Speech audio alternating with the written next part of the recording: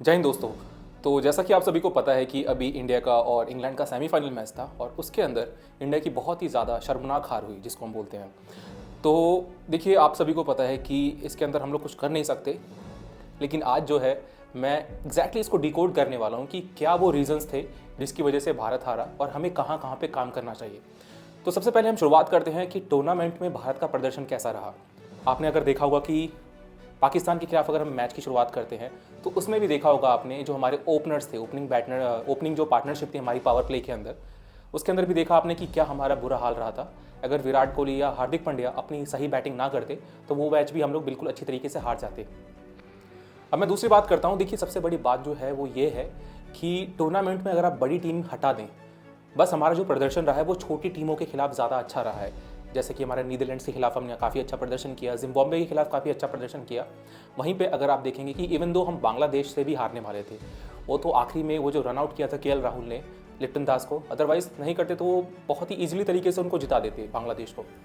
तो आखिरकार कहाँ पे एग्जैक्टली कमी पड़ रही है, हमें कहाँ पे काम करने की ज़रूरत है, तो उसी को मैंने कुछ पॉइंटर्स में डिकोड किया है। तो सबसे पहले देखते हैं कि भारत आखिरकार आज का मैच क्यों हारा। तो शुरुआत करते हैं हम टॉस के साथ। देखिए, टॉस के ऊपर किसी का कोई वश नहीं होता। वो तो ऑब्वियसली बात है कि इंग्लैंड ने पहले टॉस जीता और उन्होंने फैसला किया कि वो पहले बॉलिंग करेंगे। लेकिन अब यहाँ पे बात आती है पिच की।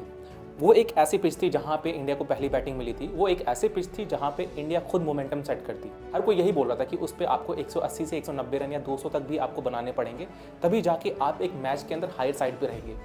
लेकिन अगर आप बात करें शुरुआत से ही कि इंडिया ने बैटिंग के अंदर कैसी परफॉर्मेंस करी, तो आपको भी पता है कि पावर प्ले के अंदर चाहे कितने भी टूर्नामेंट आप उठा के देख लीजिए, पावर प्ले के अंदर इंडिया की बैटिंग कैसे रही है। इनिशियली जो 6 ओवर्स रहते हैं उसके अंदर इंडिया की बैटिंग बहुत ही ज़्यादा धीमी रही है, बहुत ज़्यादा धीमी। आपने देखा, स्पेशली मैं रोहित शर्मा और केएल राहुल की बात करूँगा, तो छोटी टीमें जैसे नीदरलैंड हो गया या जिम्बाब्वे हो गया, उनके खिलाफ ठीक ठाक चल लिए होंगे। लेकिन उसके अलावा आपने देखा हो, जब भी बड़ी टीमों के साथ हमारा सामना होता है तो कभी भी ये ओपनर जो है हमारी ओपनर पार्टनरशिप, और बड़े टूर्नामेंट में कभी भी हमारी ओपनिंग पार्टनरशिप नहीं चलती। तो देखिए, मैं मानता हूँ कि रोहित शर्मा के ऊपर जिम्मेदारी बड़ी है कि वो भारत के कप्तान है, लेकिन उनको अपनी बैटिंग के ऊपर भी ध्यान देना पड़ेगा, क्योंकि वो मोमेंटम जो सेट करने का जो मेन क्राइटेरिया होता है वो ओपनर जो होता है ना, हमारी पहली जो बल्लेबाजी करते हैं उन्हीं के ऊपर होता है। अगर आप अच्छी बल्लेबाजी करते हैं तो उसके बाद जो नीचे वाले बल्लेबाज होते हैं उनके ऊपर पूरा कॉन्फिडेंस आ जाता है खुद के ऊपर कि हाँ भाई, हम आगे चल के संभाल लेंगे। 2-3 विकेट बहुत ईजिली गिर जाते हैं, फिर उसके बाद जब विराट कोहली आता है, हार्दिक पांड्या आता है, और धीरे धीरे करके जब नीचे वाले बैट्समैन आते हैं तो उनके लिए फिर से वापस से मोमेंटम बिल्ड करना बहुत ज़्यादा मुश्किल हो जाता है। तो अब हम लोग ये सोचना चाहिए हमें कि जो रोहित शर्मा और केएल राहुल की लगातार परफॉर्मेंस ऐसी पुअर चली आ रही है, तो उसके पीछे क्या रीज़न है। देखिए, प्रेशर होता है, हर किसी के ऊपर होता है। आपने जैसे देखा होगा कि मोहम्मद रिजवान और बाबर आजम को अगर आप देखेंगे तो इन दोनों ने क्रूशल मैच के अंदर बहुत ही अच्छा प्रदर्शन किया। कल के अगर मैच की हम बात करें तो न्यूजीलैंड के साथ उनका मैच था और उन्होंने बहुत ही अच्छा प्रदर्शन किया। लेकिन वहीं पे हम अपनी ओपनिंग पार्टनरशिप की बात करें, स्पेशली पावर प्ले के अंदर, तो हमें ऐसा लगता है कि हम लोग पावर प्ले को बस बिता रहे हैं। बस हम वो सोच रहे हैं कि हाँ भाई, जैसे तैसे करके हम पावर प्ले निकाल दें। उसमें हम लोग ऐसे बैटिंग करते हैं जैसे कि टेस्ट मैच में बैटिंग कर रहे हैं।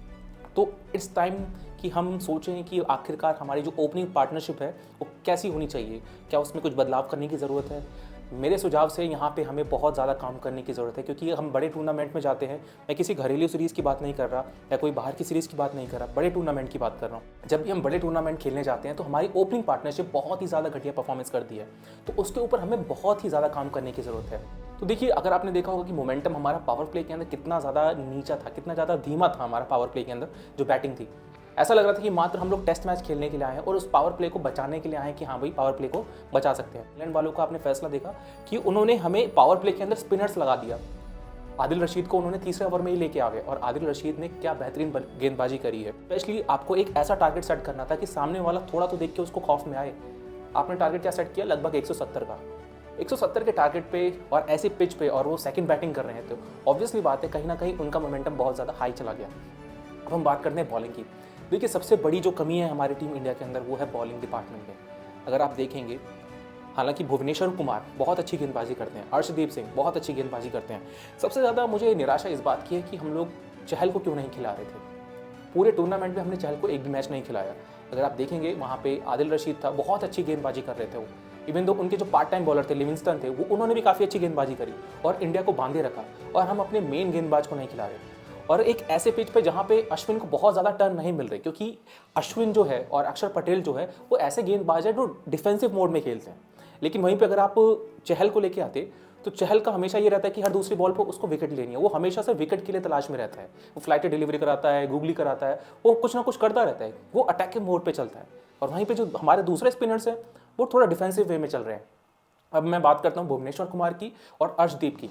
देखिए, जब आपने देखा कि ऋषभ पंत को उसने पहले ही आगे बुला लिया, जस्ट वो थोड़ा सा आगे बढ़ा ही था, जॉश बटलर का फुट मूवमेंट अगर आप देखेंगे बिल्कुल बेकार था। और लेकिन उसके बावजूद भी भुवनेश्वर कुमार पहले ही डर गया, उसके अंदर पहले ही इतना प्रेशर बिल्डअप हो गया कि उसने ऋषभ पंत को आगे बुला लिया। जब आप आगे बुला लेते हैं किसी विकेट कीपर को तो चांसेस खत्म हो जाते हैं आउट स्विंग के और इन स्विंग के। ऑब्वियसली बात है, आपको स्टंप टू स्टंप गेंदबाजी करनी पड़ेगी, नहीं तो इधर उधर थोड़ा बहुत भी हुआ, बल्ले का एज लगा या विकेट कीपर से मिस हुआ, बॉल पीछे बाउंड्री की तरफ। तो आपने देखा कि स्टार्टिंग से ही डिफेंसिव मोड में हम लोग चले गए। अगर चाहते, अब अर्शदीप की मैं बात करूं तो अर्शदीप बहुत अच्छी गेंदबाजी कर रहे थे, लेकिन उस वक्त उनसे सिर्फ एक ही ओवर करा है। माना कि वो डेथ ओवर के स्पेशलिस्ट हैं, लेकिन वहाँ तक पहुँचने की नौबत ही नहीं है, उससे पहले ही मैच खत्म हो गया। तो हमें अपने ऊपर खुद के ऊपर भरोसा रखते हुए ये चीज़ देखना पड़ेगा, एनालाइज करना पड़ेगा कि आखिरकार कमी कहाँ पड़ रही है। अब मैं बात करता हूँ दिनेश कार्तिक की। देखिए दोस्तों, दिनेश कार्तिक एक ऐसा प्लेयर है जहाँ पे आप उसको अच्छी तरीके से यूटिलाइज नहीं कर रहे। आप चाहते तो उसको बहुत अच्छी तरीके से यूटिलाइज कर सकते थे। उसके अगर आप देखें उनकी पोजीशन कौन से नंबर पर आती है और उनको कितने मौके मिले हैं, बहुत ही थोड़े से मौके मिले हैं। और उसके आई डोंट थिंक कि अब दिनेश कार्तिक को अब वापस से दोबारा किसी T20 वर्ल्ड कप में या किसी भी फॉर्मेट में अब वापस से देखना उनका बहुत ज़्यादा मुश्किल हो गया है। क्योंकि दिनेश कार्तिक एक ऐसे बल्लेबाज थे जिनको आप थोड़ा सा ऊपर की तरफ लेके आए, ऊपर की तरफ लेके आते हैं तो वो संभाल भी लेते हैं अपनी बल्लेबाजी को और अच्छे रन भी बनाते हैं। मैं तो कहता हूँ अब आपको अपनी ओपनिंग जो पार्टनरशिप आप लोग चला रहे हैं, ओपनिंग बैट्समैन जो हैं उनको चेंज करने की ज़रूरत है। तो इसके ऊपर विचार ज़रूर करिएगा और उम्मीद करता हूँ कि देखिए at the end of the day ये टीम हमारी है, हमें इनकी मुश्किलों में भी इनका साथ देना है। अच्छा वक्त होता है तो हर कोई उनका साथ देता है, लेकिन बुरे वक्त में भी हमें अपनी टीम का हौसला अफजाई करना है। लेकिन जहाँ जहाँ पे कमियाँ पड़ रही हैं हम लोग बस यही कह सकते हैं कि अब आपको सुझाव दे सकते हैं। तो उम्मीद करता हूँ कि टीम इंडिया इन चीज़ों से सबक लेगी, सीखेगी और अपने अंदर इम्प्रूवमेंट करेगी। तो अगर आपको वीडियो मेरी पसंद आती है तो प्लीज़ चैनल को सब्सक्राइब कर दीजिए। मेरा नाम है अंशुमन और मैं इसी तरह से क्रिकेट से रिलेटेड वीडियोस डालता रहूँगा इस क्रिकेट मुसाफिर पर। तब तक के लिए अपना ध्यान रखिए। जय हिंद।